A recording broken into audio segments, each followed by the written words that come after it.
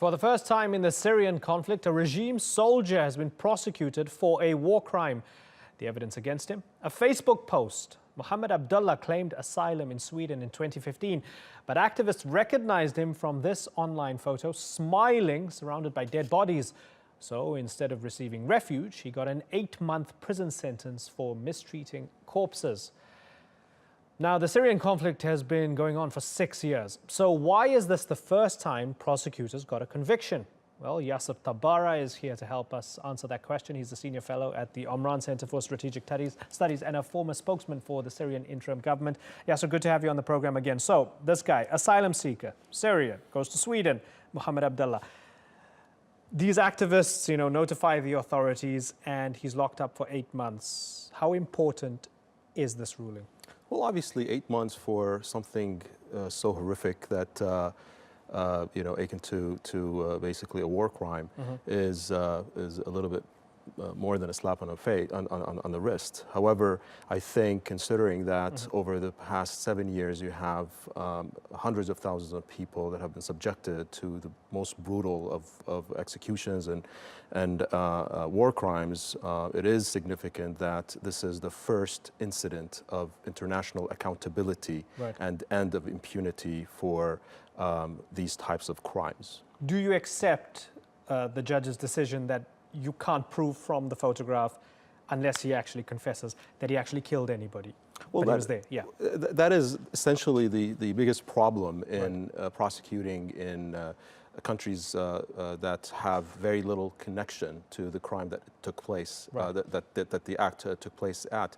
And as we know, Sweden and Germany and now other European countries, including Switzerland, they're activating this universal jurisdiction aspect of their criminal justice system. And so that is the sort of the weak link of universal jurisdiction, the inability to collect evidence, the inability to go through the chain of custody of evidence and interview witnesses and be on the scene of the crime to be able to collect the type of data that is required to come to a conviction. And so, yes, I do sympathize with the Swedish judge for not being able to give more. I don't know the particulars of the case. I wasn't part of the legal team or anything like that. But from what I've read, it is extremely difficult to actually achieve a conviction of a crime of that magnitude without having the collection of evidence. And I think that is the responsibility of the international community. That has been the responsibility of the international community, considering the inaccess that they have been given by the Assad regime to Syrian land. Yeah, so we know the limitations of universal jurisdiction. It's very hard to actually investigate on the ground. But just in a general sense, 6 years on, for those who are asking, never mind the foot soldiers, what about the colonels, what about the generals, all these people who are part of this killing machine, if you like, why has not a single person been prosecuted when you have hundreds of thousands of people who are dead? That is the million-dollar question when it comes to international criminal justice. International criminal justice lacks enforceability, plain and simple, or it lacks objective enforceability, I should say, because it has always been, throughout history, victor's justice when it comes to prosecutions of war crimes and things of that nature. The Russians, for example, and the Chinese have been putting the main obstacle in front of the referral of the Syria investigation to the International Criminal Court, which is the body that supposedly has the jurisdiction over the war crimes and crimes against humanity and other crimes that have been committed in Syria over the past 7 years. And that is purely because of political reasons and political posturing. And I think that international criminal law will always be held hostage to these considerations and has been in Syria for the past 7 years.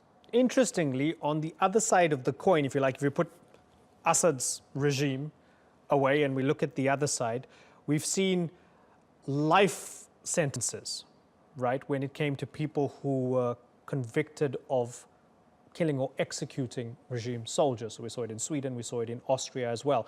With one guy, it was a video. So there was video evidence where the other guy, it was a confession during his immigration discussion. So we had these asylum seekers. Now, they weren't Daesh members, but they joined other extremist rebel groups, and they confessed to or were found to have killed or executed Syrian regime soldiers.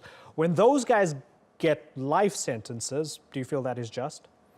Well, again, I mean, that's something that, the legal process is an extremely technical process, and it's a very complex process. And so one cannot make any of these determinations unless they look at the evidence and evaluate it for themselves. I assume that for those types of cases, ample evidence was, a lot more evidence was provided than the case of Mohammed Abdullah that we saw conclude last week. But what I would like to do is just take a few steps back and take a look at the larger picture. You have now European governments, and you have now international community speaking of rehabilitating or bringing the Assad regime back into the international fold. And as you said, forget about these foot soldiers. I mean, prosecuting someone like Mohammed Abdullah is akin to prosecuting a guard at Auschwitz when the generals roam free. What really needs to happen is for these types of cases to send a clear signal to the European governments, to the politicians, to the international community that engaging with the Assad regime, when they have enabled and have directly committed and systematically committed these horrific human rights violations and this violation of international humanitarian law and international criminal law, will come with a cost. And hopefully that these types of cases, these types of convictions, small as they may be, could be somewhat of a deterrence of these political processes of rehabilitating the Assad regime and its cohorts. But there are those who would say that's not rehabilitation of the Assad regime, it's just getting a deal, no matter how bad it is. If it includes Assad, it puts out the fire. Well, at least we could leverage the issue of accountability to end the human rights abuses that are taking place as we speak. Right. Tens of thousands of detainees still suffer in Assad prisons. We have thousands of detainees that are being tortured to death as we speak. And so I think a lot of that could be, look, it has to be part of a comprehensive political package. If we're going in the direction of ending the hostilities and sacrificing a lot of the rights and a lot of the concepts of justice that have really been violated over the past 7 years, then at least we would want to do it in a way that would produce freedom and positive results for those who are suffering as we speak. Right, and you've been speaking about the big picture and the politics of it all. If you'll allow me very finally to kind of go granular again and go back to the base level of this with the foot soldiers. In a country with conscription, and we've read about, for example, Alawites who have been trying to dodge the draft and leave the country and so on. In a country with conscription, what's your take on those who might be fleeing, who might have been soldiers, who might not have committed any war crimes, but who were Syrian regime soldiers at a time when the regime was committing terrible acts and are trying to get into Europe? Do you think they should be given asylum? Well, again, it depends on what they act on their own volition and what they were forced to do. This is, as you know, the asylum seeking process in Europe and a lot of these European countries is very stringent, and they go under a lot of scrutiny and a lot of basic detailed questions as to what groups they belong to, what acts that they have committed, the circumstances around them seeking asylum.